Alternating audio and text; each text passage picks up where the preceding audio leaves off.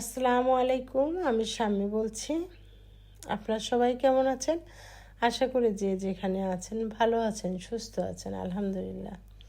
চলে আসছি আমার রান্নাঘরে। আজকে আমি রান্না করব টমেটো দিয়ে রুই মাছ, শুটকি ভর্তা করব ধনিয়ার পাতা দিয়ে, কাঁচামরিচ, রসুন, পেঁয়াজ দিয়ে, আর একটা সবজি করব। যেহেতু শীতের সময় একটা সবজি তো থাকতেই হবে খাবার টেবিলে। একটা সবজি করব ফুলকপি, পাতাকপি, গাজর, পেঁপে, আলু, সব কিছুতে একটা সবজি করব। শীতের সবজি, এখন তো বেশি বেশি সবজি খেতে হবে। সবাই সবজি খাবেন, কারণ এই শীতের সময় সবজিটা যত ভালো লাগে অন্য টাইমে এসব সবজি পাওয়াও যাবে না, আবার ভালো লাগবে না।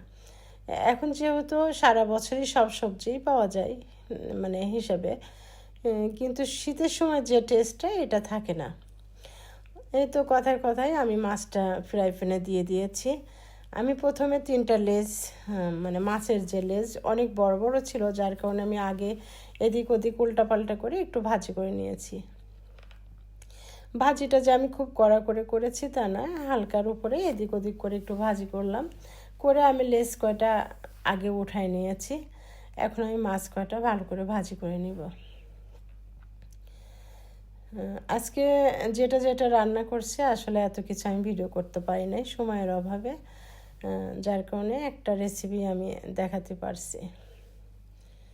কয়েকদিন হলো তো আমি ঠিকমতো ভিডিওই করতে পারি না, আসলে সময়ও পাচ্ছি না। ছোটোবেলা সবার সাথে কথা বলা, একটু এদিক ওদিক, এই যে সব কিছু মিলাইয়ে ভিডিও করতে পারছি না। যাই হোক, চেষ্টা করব এরপরের থেকে ভিডিও দেওয়ার, তবে কয়েকদিন পরে হয়তোবা ভিডিও দিব। হয়তোবা প্রত্যেক দিন আর ভিডিও দিতে পারবো না এখন, আবার কিছুদিন পর থেকে হয়তোবা দিব।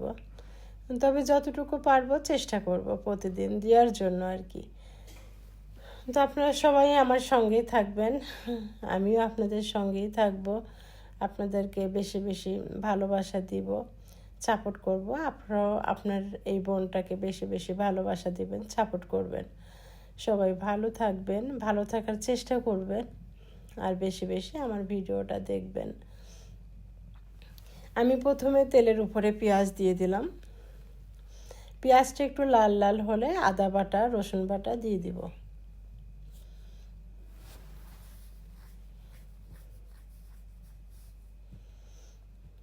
আমি একটু ভালো করে নাড়াচাড়া করে নিচ্ছি।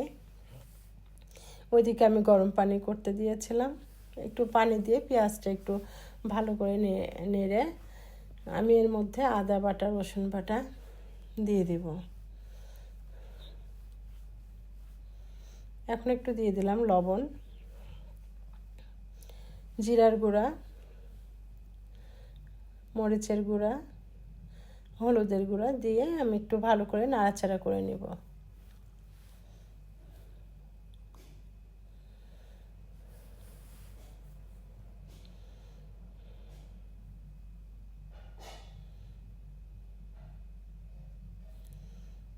এখন দিয়ে দিচ্ছি টমেটো, পাকা টমেটো।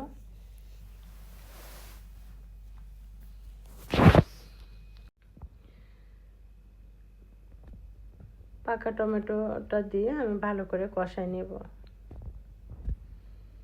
এখন দিয়ে দিলাম মরিচ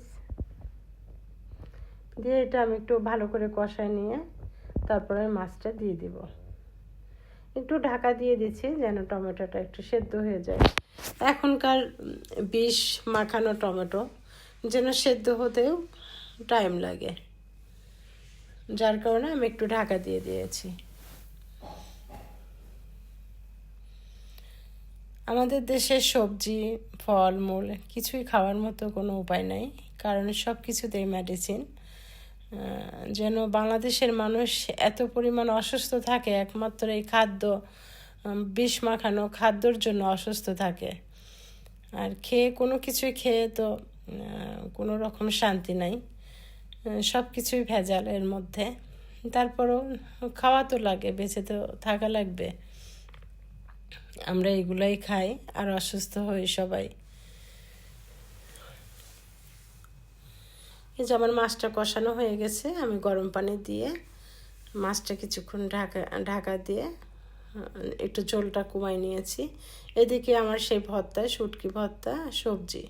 আজকে আমার এই পর্যন্তই রান্না বাড়া।